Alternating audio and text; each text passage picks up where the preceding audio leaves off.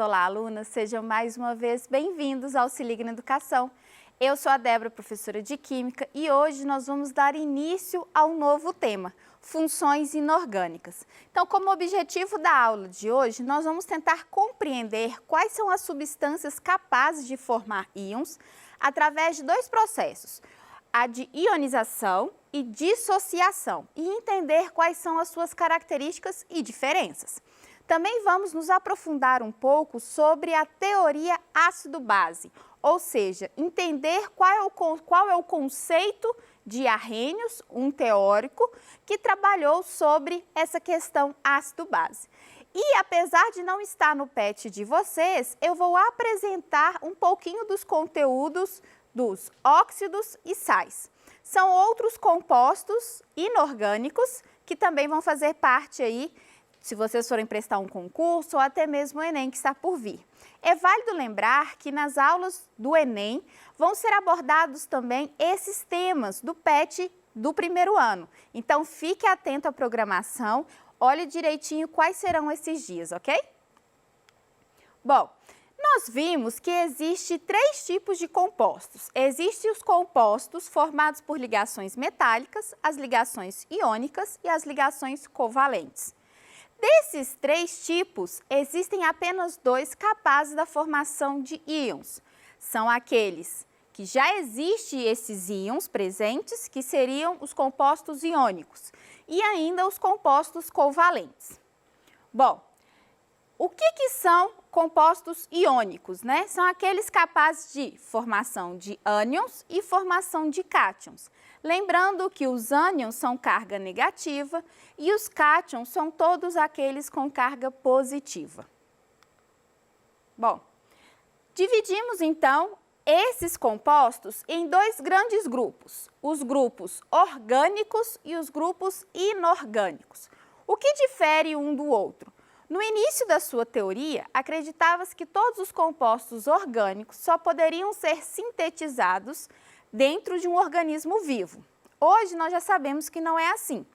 Então, partiu-se dessa ideia para separar os compostos orgânicos e inorgânicos.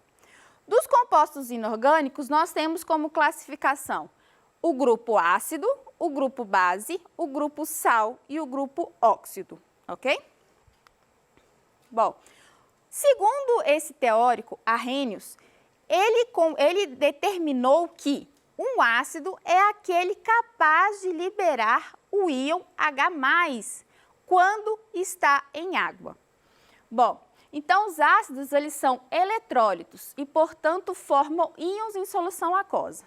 Os ácidos são compostos covalentes que reagem com a água, ou seja, sofrem ionização.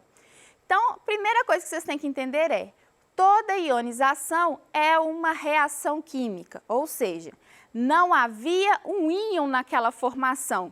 Porém, a partir do momento que ele entra em contato com a água, ele tem então essa reação e há a formação de um íon H+, ou como nós chamamos, hidrônio H3O+. A ionização é uma reação química que ocorre entre moléculas produzindo íons que não existiam anteriormente. Então, vamos observar aqui. Nós temos uma reação de ionização. Nós temos o cloreto de hidrogênio reagindo com água. Gente, algo interessante para vocês perceberem é o seguinte: toda a reação de ionização, quando eu tenho o HCl antes de entrar em contato com a água, eu tenho um cloreto. Quando ele entra em contato com a água e se separa, aí sim eu tenho um ácido, ok? Então, olha só, vamos observar o que vai acontecer aqui. Eu tenho o HCl, essa água ela vai capturar esse hidrogênio, nós vamos ver isso mais para frente, e vai formar então H3O+, e liberar esse Cl como Cl-. É válido lembrar, gente, que qual é o tipo de ligação entre o hidrogênio e o Cl. Então, olha aqui, ó, o hidrogênio, ele tem uma ligação covalente com o Cl. Existe uma diferença de eletronegatividade, No entanto, esses elétrons, eles fazem parte dos dois. Por mais que o cloro tenha preferência desses elétrons, o núcleo do cloro, ele atraia mais esses elétrons, o hidrogênio, ele não possui carga, e nós chamamos isso de parcialmente, ou seja, ele adquire a capacidade de ter parcialmente a carga positiva, ok? Mas, na verdade, não há um íon aqui dentro, tá bom? Só para esclarecer para vocês essa questão da ligação covalente. Bom, então vamos entender como é o processo de ionização. O cloro é mais eletronegativo que o hidrogênio e ele vai atrair esse par de elétrons para si. Então, o hidrogênio vai adquirir uma carga parcialmente positiva, enquanto que o cloro vai adquirir uma parcialmente negativa. Quando essa substância entra em contato com a água, o oxigênio da água, ele é muito eletronegativo. Ele vai atrair esse hidrogênio, quebrando a ligação covalente e fazendo, então, se estabelecer a formação do hidrônio, que é o H3O+. Então, vamos passar aqui para frente para vocês observarem justamente isso. Então, aqui eu vou mostrar através de setinhas o que eu quero mostrar. Então, olha só, nós temos a ligação covalente, ela está estabelecida aqui, essa representação, pela estrutura de Lewis. Então, o cloro ele tem 7 elétrons na última camada, o hidrogênio 1. As bolinhas rosas representam os elétrons do hidrogênio e as azuis, as do oxigênio e do cloro. Então, o cloro, como a gente disse, o núcleo do cloro ele atrai mais esses elétrons, esses pares de elétrons para si. Enquanto que o oxigênio vai atrair o hidrogênio. Então, quando romper essa ligação aqui, essa bolinha rosa que era do hidrogênio vai passar a ser do cloro. E esse hidrogênio aqui que vai sair daqui positivo, vai se ligar ao hidrogênio da água. Dessa forma, esse hidrônio vai adquirir carga positiva. Por quê? Existe um excesso de carga positiva nesse composto. Então, dessa forma, nós temos o que nós chamamos de H+ e Cl-, ok? Deixa eu só apagar aqui. Esqueci. Isso.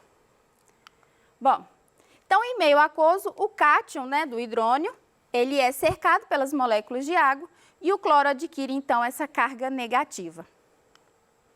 Bom, então, como que nós medimos a força desses cloros? Como que nós vamos medir, então, a força de um ácido, desculpa. Como que nós vamos medir a força desse ácido? Vamos considerar aqui essa situação, onde eu tenho o HCl e o H3BO3. Observe que no HCl, cada molécula vai liberar um hidrogênio, enquanto que no H3BO3, cada molécula libera 3 hidrogênios.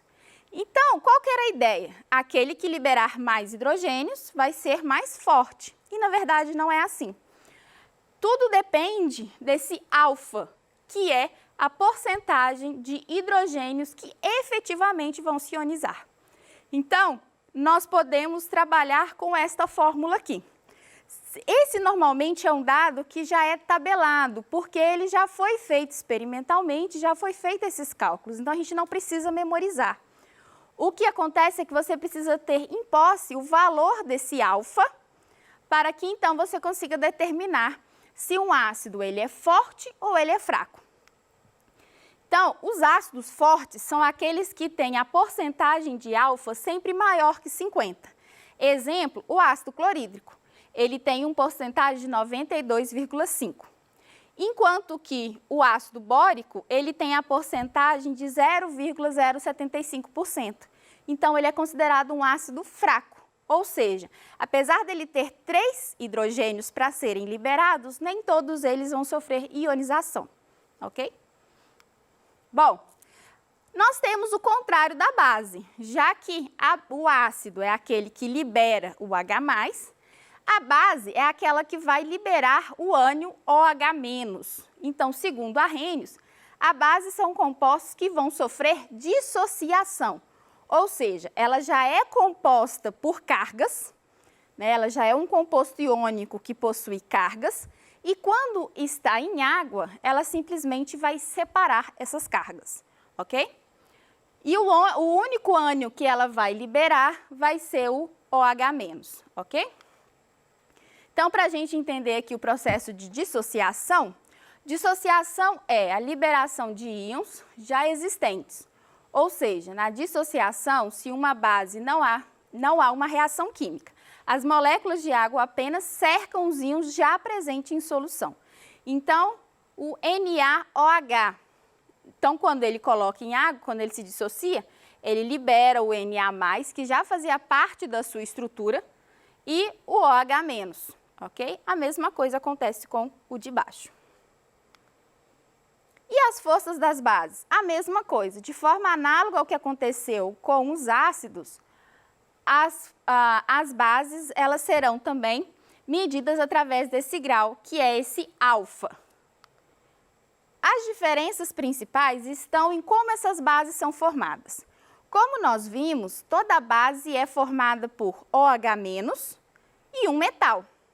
O que vai determinar um pouco dessa força é justamente esse metal. Então, quando nós temos bases formadas por metais alcalinos, ou seja, aquela primeira coluna ali da tabela periódica, e alguns metais alcalinos terrosos, que são da coluna 2, eles vão ter um alfa maior do que 50. Então, isso é uma base forte. Uma base fraca são quando nós temos bases através de metais de transição, né, que normalmente estão ali nas famílias 13, 14 e 15 da tabela periódica. Também eles terão alguns alcalinos terrosos e o alfa de porcentagem deles será menor do que 5. Vale lembrar, gente, que no livro didático de vocês vão ver uma outra forma de classificar a força dos átomos. Isso é muito interessante, porém aqui, nesse momento, com o tempo que nós temos, nós não vamos abordar. Então, eu só quero ressaltar para você, estudante, que além desse método do alfa, da porcentagem do alfa, existe ainda uma outra forma de medir a força do ácido e da base. Bom, agora nós vamos trabalhar um pouquinho com os sais. Sais são compostos capazes de dissociar em água, liberando íons, mesmo que em pequena porcentagem. Esses sais podem liberar íons H+, OH- ou até mesmo outros, tá? E os íons liberados pelos sais já faziam parte da sua estrutura. Logo, os sais sofrem dissociação. Então, quem sofre ionização? Ácidos. Quem sofre dissociação? Base e sais. Então, aqui nós temos exemplos de dissociação. O NaCl, o nosso famoso cloreto de sódio, sal de cozinha, ele se dissocia em água em Na+, e Cl-. O CaNO3,2, ele vai dissociar em Ca+, Ca2+, e NO3-. O NH4PO4, nós vamos ter o NH4+, e o PO4 3-. E ainda o MgBO3,2, que vai se liberar Mg2+, mais 2BO3-.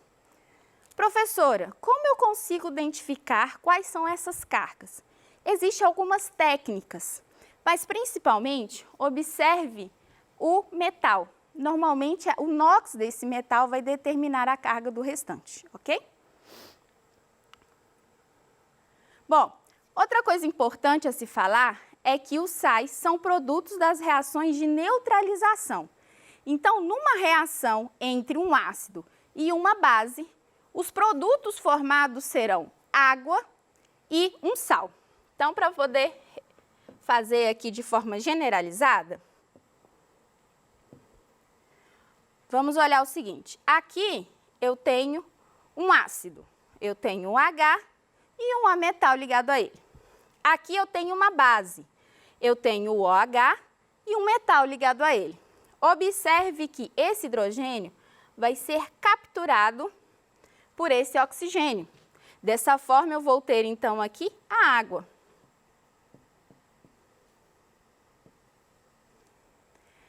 E o ametal que estava no meu ácido e o meu metal que estava na minha base vão se unir, formando, então, o sal.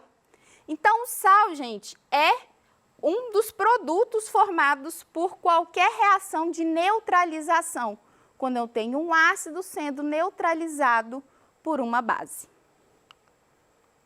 Nós temos ainda os óxidos, e os óxidos são compostos binários formados apenas por dois elementos químicos, dos quais um é o oxigênio, que normalmente é o mais eletronegativo. Não existe óxidos formados por flúor, porque o flúor é mais eletronegativo que o oxigênio. Bom, nós vamos fazer aqui então uma atividade para vocês entenderem um pouquinho sobre esses processos.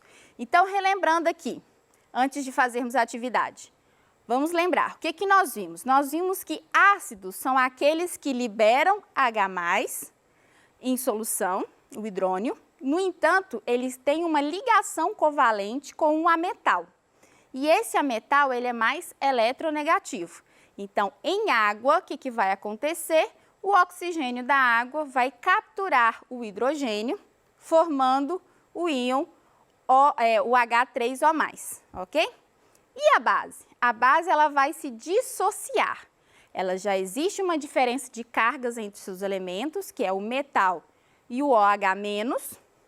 E em água, ele vai se dissociar, então, liberando esse metal com carga positiva e o ânion OH-, beleza?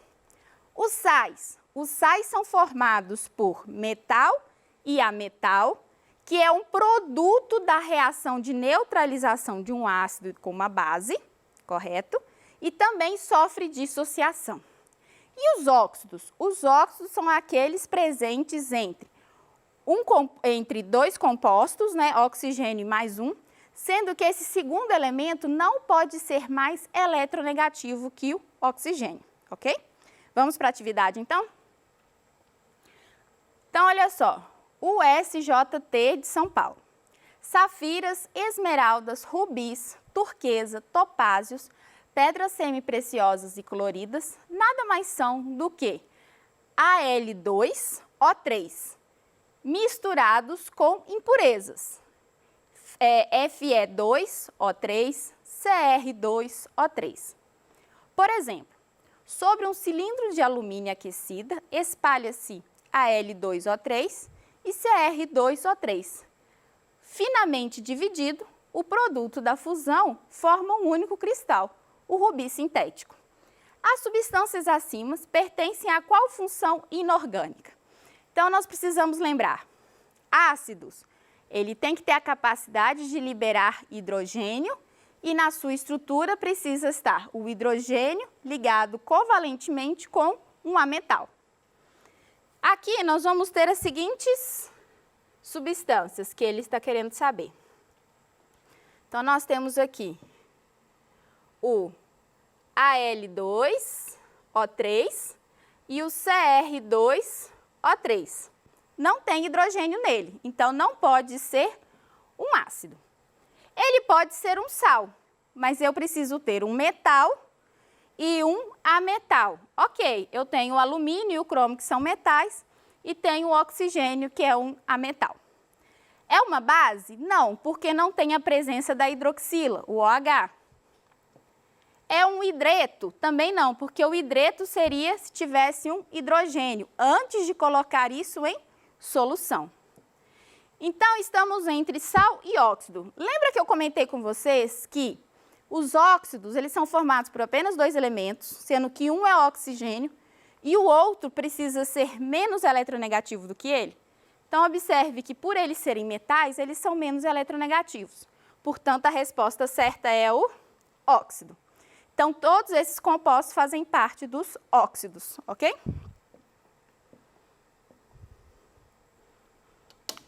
Bom, com isso concluímos a aula de hoje. Eu quero agradecer a todos por essa aula. Se ficou alguma dúvida, envie para os nossos canais de atendimento. Vai ser um prazer tirar a dúvida de vocês.